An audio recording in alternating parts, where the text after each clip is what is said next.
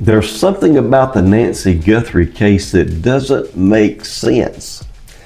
If this was simply a case of kidnapping for money, because when criminals want money, they usually want silence. They don't want media attention. They don't want the entire country watching. And they sure don't want investigators from across the nation pouring into the case. But in a situation like this, the spotlight arrived almost immediately, which raises a question investigators sometimes ask in unusual crimes. What if the person responsible didn't want silence? What if they wanted attention? What if they wanted the entire world, the entire country watching? Today, we're going to explore a possibility that investigators sometimes examine in complex cases. The possibility that the crime itself may have been designed to create public attention. You know, when a kidnapping is about money, the strategy is usually very clear. They want to control the situation and control the communication. They control the victim and most importantly, they control the attention. The last thing someone seeking ransom typically wants is widespread media coverage, because media coverage brings something that criminals hate, and that is pressure. Pressure from investigators, pressure from public, pressure from the digital tracking and surveillance. Every additional person paying attention increases the chance of being caught. So when investigators see a situation where attention seems to grow very quickly, like in this case, they begin asking why. Let me ask you something here. If someone was trying to get money, would they want this level of national attention? Do you think? Or would they want everything to be kept quiet? Drop your thoughts in the comments below, because listen, investigators, they analyze these same questions. There's another category of crimes that investigators occasionally encounter.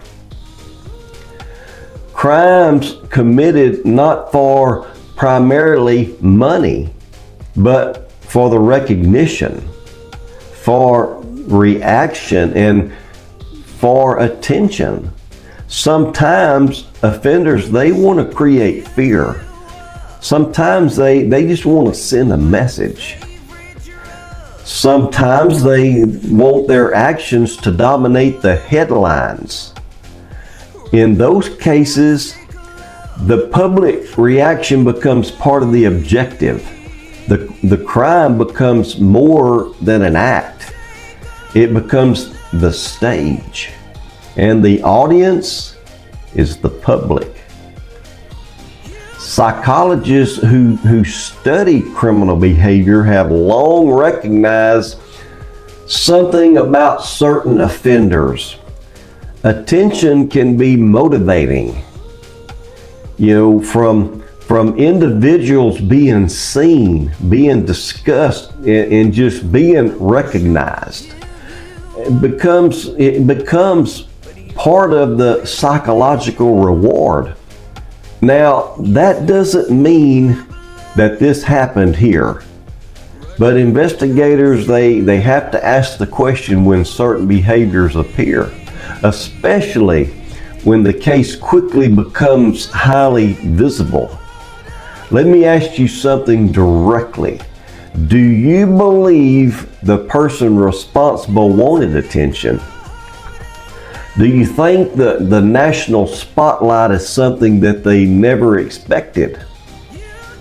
I'm curious to hear what you think. Drop it in the comments below. Another element to investigators that they examine is how information related to the crimes move through the media. Another element investigators examine is how information related to the crime moves through the media. When communications connected to a crime surface publicly, investigators, they analyze that carefully, because sometimes offenders, they attempt to influence the narrative.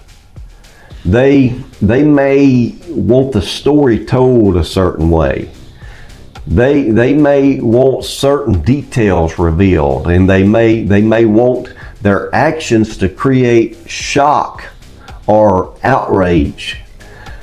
That's why investigators often work closely with the media organizations during high-profile cases to understand where information came from and why. But here's where things become even more interesting, because if someone wanted attention, the next question becomes extremely important. Attention from who? The public? The media? Or someone very specific? Sometimes crimes that appear public on the surface are actually meant to reach a specific individual. Investigators, they call this targeted messaging. The offender may want the world watching, but they may also want one particular person watching most of all. If someone wanted to provoke a reaction and create fear, or send a personal message, the public attention might simply just amplify that message. And when investigators consider that possibility, they start asking different questions. If investigators suspect that attention may be a part of the offender's objective, they begin studying behavior surrounding the crime very carefully. They analyze communications in timing. They analyze public reaction, online activity. They look for patterns that suggest the offender may be watching the coverage. Sometimes offenders insert themselves into conversations online. Sometimes they monitor media reports obsessively. Sometimes they even attempt to influence the story. Digital behavior can reveal those patterns. One thing that criminals sometimes underestimate today is how visible their digital behavior can be. You know, they have the search history, social media activity, device connections, even viewing patterns can sometimes leave traces. Investigators working these kind of cases, they often examine enormous amounts of digital data, because in many modern investigations, the digital footprint eventually tells the story. Now, let me ask you another question. If someone committed a crime and the entire country started talking about it, do you think that person would be watching the coverage or trying to avoid it completely? Let me know down in the comments what you think. Complex investigations often appear quiet from the outside, but that silence doesn't mean nothing is happening. Often It means investigators are working through massive amounts of information. We have talked about this continually over and over on all platforms. The digital data. There are tons of digital data that are being explored right now. Tips from the public, thousands of tips come in every day. Video footage, enormous amount of video footage. Communication records. Each piece has to be analyzed carefully because one small detail can change the direction of an investigation. When investigators analyze crimes that attract national attention, they sometimes ask whether the offender believed that they were making a statement, not necessarily a logical one, but one that made sense to them. Understanding that mindset, it can help investigators narrow their focus, because motive shapes behavior, and behavior leaves clues.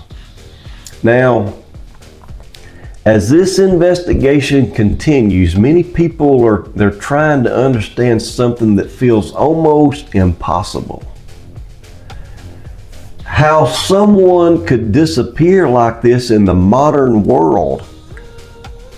But investigations like this, it takes time, a lot of time.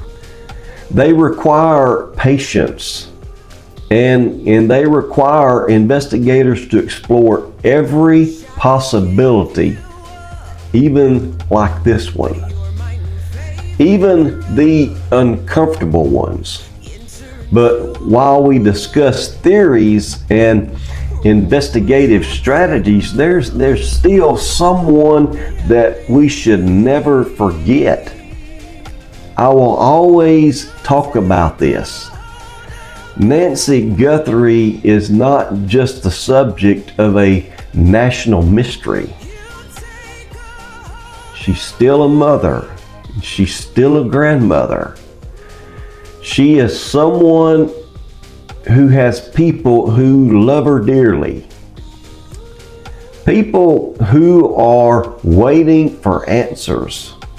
And one of the most important things that we can do as people following this case is to keep Nancy's name in the forefront, because when attention stays on a case, the truth is harder, to hide.